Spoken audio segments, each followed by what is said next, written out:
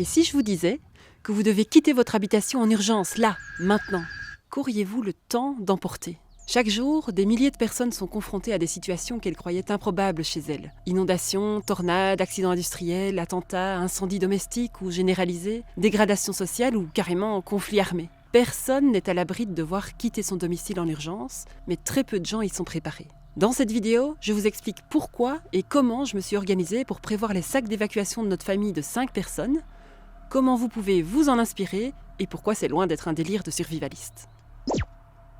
Quand on regarde des vidéos de survivalistes qui préparent leur sac, on a parfois l'impression que c'est un jeu pour eux, de se préparer à la pire des situations possibles, qui n'ont qu'une envie, c'est d'avoir enfin l'occasion de s'en servir. Et ça peut même empêcher certains de les prendre au sérieux. Préparer un sac peut être un exercice difficile parce que c'est accepter que quelque chose de très problématique peut nous arriver. Et ça peut être intolérable à envisager. Si vous êtes dans ce cas, comme Marie, qui a du mal à finaliser son sac pour cette raison précise, concentrez-vous sur le scénario le plus réaliste à vos yeux, sans vous focaliser sur les plus alarmistes qui pourraient vous bloquer. Par exemple, aucun habitat n'est à l'abri d'un court-circuit ou d'un incendie. Et rappelez-vous, préparer un sac d'évacuation, c'est comme attacher sa ceinture de sécurité. Anticiper le pire, en espérant ne jamais s'en servir. Pour moi, tout a commencé par une brochure du gouvernement suédois, en cas de crise ou de guerre, partagée sur Internet il y a plusieurs années. J'ai été abasourdie de la prévoyance de ce gouvernement et de la bienveillance à l'égard de ses citoyens qu'il conseillait avec précision. J'ai donc cherché un équivalent belge ou français et j'ai trouvé une page du gouvernement français et rien en Belgique à cette époque. Mais ça vient de changer récemment. Le centre de crise belge s'apprête à faire une grande campagne pour sensibiliser la population à la nécessité de se préparer. L'idée d'être prêt, autant dans la maison que dans l'éventualité de la quitter, nous a semblé terriblement sensée. Surtout que dans l'urgence, c'est fréquent de perdre ses moyens et ce n'est pas le moment de se demander ce qu'il faut emporter ni de courir partout pour rassembler les affaires. Préparer un sac d'évacuation, c'est se donner les moyens de faire face à une crise avec sang-froid. Chaque personne qui anticipe réduit non seulement son stress, mais aussi sa dépendance à l'aide d'urgence, et donc elle contribue à la résilience collective. Bref, je suis heureuse de savoir que ma famille et moi ne devrions pas attendre qu'une instance extérieure nous apporte de l'aide pour parer à l'essentiel, et qu'on serait même disponible pour aider les autres, puisque nos propres besoins seraient satisfaits. Alors concrètement, on fait comment ? La première étape est de choisir un sac réservé uniquement à cet usage. On en trouve énormément pour une vingtaine d'euros sur des sites de seconde main. En fonction de votre objectif de préparation, vous choisirez un sac à dos passe-partout ou un sac de randonnée. Vous pouvez aussi avoir un sac qui reste toujours dans votre véhicule, mais ici, on rentre dans la multiplicité des choix possibles et avant de continuer, je voudrais clarifier quelque chose d'important. Chaque individu ou famille a des besoins uniques. Et ce que je vous partage aujourd'hui, c'est notre solution adaptée à notre foyer. Vous pourrez trouver que j'ai trop de ceci ou pas assez de cela, et tant mieux, parce que si quelque chose vous fait réagir, c'est qu'il faut l'adapter à votre situation. L'important est de personnaliser votre sac en fonction de vos priorités et des risques que vous jugez les plus probables. De notre côté, on a voulu un sac qui pourrait nous permettre de nous en sortir si on devait quitter notre domicile à cause d'un incendie, de troubles sociaux violents ou si la guerre devait arriver jusqu'à nous. Il va de soi qu'on ne souhaite qu'une chose, que nos sacs ne servent jamais. Ils contiennent donc le nécessaire pour survivre une semaine dehors, en milieu rural, idéalement en restant ensemble. Et si nous devions être séparés, chaque membre de la famille a son propre sac avec le minimum vital, sauf le plus jeune, dont les affaires sont réparties entre les 2 parents. Nous avons donc opté pour des sacs de randonnée entre 40 et 60 litres. Si une grande partie de notre sac ne sert finalement pas en fonction de la situation d'urgence rencontrée, j'ai envie de dire, tant mieux. Allez, c'est parti. Vous trouverez toute la liste du contenu bien classée par catégorie dans le document téléchargeable en description de la vidéo.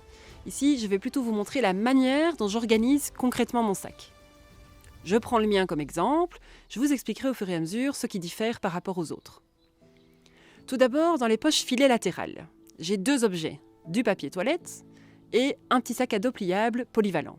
Il peut servir à plusieurs choses. Permettre à notre plus jeune fils de porter quelques affaires s'il le souhaite, délester du poids en le portant à l'avant du corps, ou encore le prêter à quelqu'un qui nous rejoindrait. Il peut également être utile pour adopter un profil plus discret dans un environnement chaotique. Un sac à dos ordinaire attire moins l'attention qu'un sac de randonnée qui pourrait envoyer un message clair « J'ai tout prévu, volez-moi mes affaires ». Nous avons en tout 2 sacs de ce type.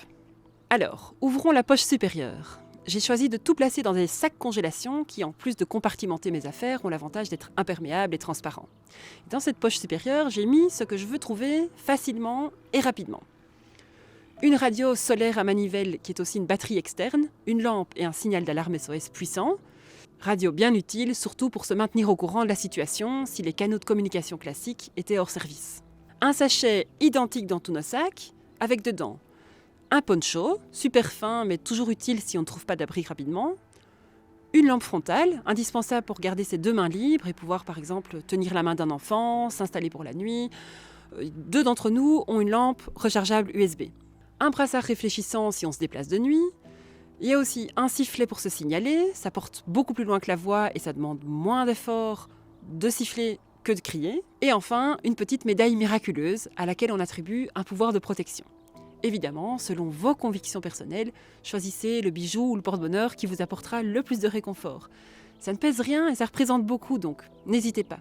Dans les situations difficiles, un bon état d'esprit est probablement une des choses les plus difficiles à emporter. Et j'en ai un deuxième identique pour mon plus jeune. J'ai aussi des mini-jeux de voyage légers, dont un mini-jeu de cartes pour occuper les enfants et jouer en famille dans un semblant de normalité. Dans une des poches latérales, une bouteille d'1,5 litre d'eau. L'idée est que cette bouteille puisse ensuite servir de gourde. Vous verrez que j'ai de quoi la remplir à l'intérieur.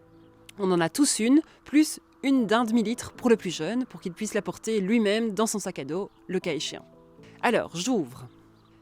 Chaque sac a une housse imperméable, facilement accessible. Ici, je dois déjà ouvrir mon sac, mais les autres l'ont dans la pochette supérieure. Peu importe en fait, mais elle doit être très accessible. Arrive le sac des petits accessoires pour qu'ils ne se perdent pas dans le grand sac. On a tous un couteau, un Opidel peut faire l'affaire, ici c'est un couteau de chasse pour qu'il puisse également servir à couper du bois. 2 masques FFP2 et 2 normaux, et j'ai en plus des masques taille enfant. Une petite pochette administration avec copie de la carte d'identité, un doublon des clés de la maison, les numéros de nos polices d'assurance, je précise bien uniquement les numéros car écrire son adresse accompagnée de ses clés, ce n'est pas idéal en cas de vol du sac. Les numéros de téléphone de la famille, de l'argent liquide, une photo de famille pour retrouver un de nous qui aurait disparu.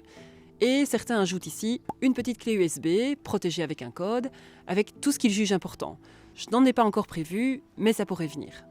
De la paracorde avec des petits sacs plastiques, polyvalents, un petit carnet et un crayon, un sac de survie, donc c'est une couverture de survie en forme de sac de couchage. C'est pas idéal à utiliser par défaut à cause de la condensation que ça provoque à l'intérieur, mais ça ne pèse quasi rien et ça peut être aussi utilisé comme un grand sac étanche en cas de besoin. Le sac feu, de nouveau plusieurs protections étanches, une petite boîte d'allumettes basique, un briquet, une grande boîte d'allumettes où j'ai enlevé une partie des allumettes et j'ai mis 3 allumes-feu, un tampon qui n'est rien d'autre que du coton ultra compacté qui peut servir d'amorce si le reste ne prend pas bien. Il y a aussi un taille-crayon, utile pour tailler le crayon, ou de petites brindilles pour produire des copeaux de bois sec. Parfait pour démarrer un feu. Et alors, uniquement dans mon sac, j'ai en plus une 2e batterie solaire et une prise de chargeur, et une ancienne paire de lunettes, encore utilisable, bien qu'imparfaite. Ça peut paraître anecdotique, mais pour quelqu'un d'extrêmement myope comme moi, être sans lunettes n'est pas un simple inconfort, c'est un problème majeur et une dépendance extrême, puisque je ne vois rien de net à plus de 10 cm. J'ai eu le cas une fois après une chute à vélo, mes lunettes ont été projetées loin de moi et je n'ai pas pu les retrouver seule. Je me suis retrouvée sans lunettes, blessée, en plein milieu de la forêt. Donc, je les place avec soin dans ce sac d'accessoires dont le contenu ne doit pas être comprimé. Un de mes enfants porte en plus une boussole dans ce sac. Et mon mari porte des cartes IGN de la région dans une pochette waterproof. Alors, de nouveau pour chacun, le sac hygiène. Avec une serviette microfibre, une petite lavette microfibre qui peut être polyvalente, par exemple pour la vaisselle, un savon, une brosse à dents, j'ai aussi celle du plus jeune, du dentifrice en poudre, et uniquement chez moi, j'ai en plus du fil dentaire, une coupe menstruelle, 2 élastiques à cheveux et des boules qui. Passons à la pharmacie, dans sa trousse rouge, facile à trouver en cas d'urgence. Je vais aller vite. Il y a une couverture de survie, une serviette hygiénique, un bandage triangulaire, des compresses, des pansements, des stéristrips, des mini-lingettes désinfectantes. Ici, des médicaments de base. Chez nous, c'est antidouleur et antihistaminique, mais adapté évidemment aux besoins de votre famille. De nouveau, des tampons qui pourront servir soit pour le feu, soit à dépanner d'autres femmes, soit de compresses très absorbantes. Des gants, un masque de réanimation bouche à bouche, un pansement compressif stérile, des bandages, du sérum physiologique, une pince à tic, du ruban adhésif, une pince à écharde et des ciseaux. Et donc, il y a une pharmacie dans chaque sac. Alors ici, j'ai une gourde Berkey Sport. Ce n'est pas une gourde étanche, mais un système de filtration pour potabiliser n'importe quelle eau. On la remplit, on ferme, on presse et l'eau sort par ici. Ça permet soit de boire directement, soit de remplir la bouteille en plastique de tout à l'heure. On a aussi chacun une petite bassine pliante pour transporter l'eau, pour se laver, pour la vaisselle ou comme réserve si le point d'eau est loin et qu'on n'est pas sûr d'en retrouver un. L'eau, c'est vraiment la base, donc on a essayé d'assurer à ce niveau-là. Voilà le sac de vêtements de rechange. 3 paires de chaussettes chaudes, 3 culottes, dont 2 menstruelles, ou des slips évidemment pour les hommes. Une tenue thermique, c'est pas un style de fou, mais ça tient chaud et ça ne prend pas de place. Et puis évidemment, on partirait déjà habillé, mais si on est trempé, on serait content d'avoir une tenue de rechange sèche. Des gants de travail thermiques aussi, polyvalents, on peut les mettre comme gants tout court, ou les utiliser vraiment comme gants de travail. Et je profite de ce sac pour vous montrer que j'évacue bien l'air avant de le refermer pour que ça prenne le moins de place possible.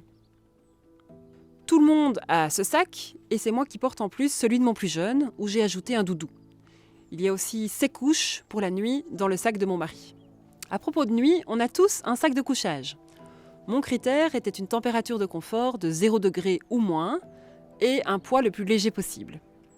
Pour ceux qui ont des enfants vraiment petits, il existe aussi des sacs de couchage jumelables pour que vous puissiez prendre votre enfant entre vous. C'était notre plan au départ, mais maintenant on lui a prévu son propre sac de couchage qui prend la place qu'occupait le porte-bébé dans mon sac.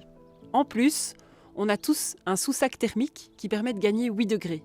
L'idée est qu'en été, on se contenterait du sous-sac et en hiver, on le combinerait avec le sac de couchage. Mon mari porte une tente de 4 personnes, assez légère, et au sol, on a fait le choix de ne pas porter de matelas, très encombrant. On pourrait se contenter de végétaux à placer sous la tente, mais on pourrait aussi changer d'avis prochainement et décider de porter un matelas. La question fait encore débat.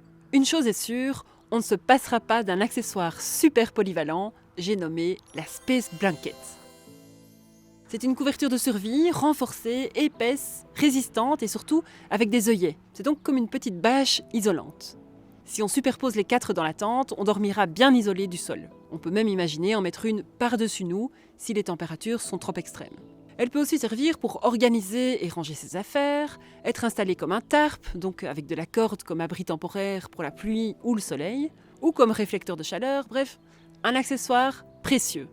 Et comme tout dans mon sac, c'est emballé pour que je puisse la ranger, même sale ou mouillée. Et il reste la partie nourriture, pour avoir de l'énergie bien sûr, mais aussi pour le réconfort, qui est super important puisqu'a priori, si on utilise ce sac, c'est qu'on se trouvera en situation dégradée. Avec des enfants, la proportion de réconfort est un peu plus élevée, surtout quand ils participent à la conception de leur sac. Le sac d'un des enfants contient donc 1 kg de chocolat et de bonbons. Sinon, on a tous 300 g de fruits secs, 2 boîtes de poissons, thon ou sardines, et 400 g de couscous qui peut aussi se préparer à l'eau froide. Pour avoir le confort de manger chaud même dans une circonstance où nous ne pourrions pas faire de feu, un de nos ados porte un petit réchaud à gaz et sa bonbonne, une casserole avec un couvercle qui peut servir de poêle, 100 ml d'huile dans un petit flacon, 100 g de sel, 4 assiettes, des couverts de camping et un gobelet isotherme. Mon mari porte une tasse en inox qui peut également aller sur le feu ou le réchaud si besoin. Répartis dans les différents sacs, nous avons 1 kg de spaghettis, qui sont les plus compacts des pâtes et qui ont un côté réconfortant pour notre famille, et 3 kg de riz. D'ailleurs, si vous optez pour la même solution, veillez à choisir un riz cuisson rapide, parce que le premier que j'avais pris nécessitait 45 minutes de cuisson. Ce riz pourrait nous permettre de passer en mode Koh-Lanta si les circonstances l'exigeaient. Ah! Moi, je ne porte pas tout ça, mais j'ai en tête une très bonne connaissance des plantes sauvages comestibles qui pourront nous apporter le complément nutritionnel. À propos de poids, il est généralement conseillé de ne pas dépasser 25% du poids corporel. Et avec ce contenu, nos sacs sont même plus légers. On arrive à des sacs de 13, 10, 8 et 6 kg pour un volume total de 220 litres. Si vous voulez voir le nombre de chaque élément et la répartition exacte dans nos 4 sacs, ça se trouve également dans le document à télécharger. N'hésitez pas, c'est gratuit. Reste à vous parler du côté logistique. Je vérifie chaque année les dates de péremption de l'eau et de la nourriture, la taille des vêtements des enfants ou la nécessité de certains de leurs équipements, je recharge les batteries et je vérifie que les lampes fonctionnent.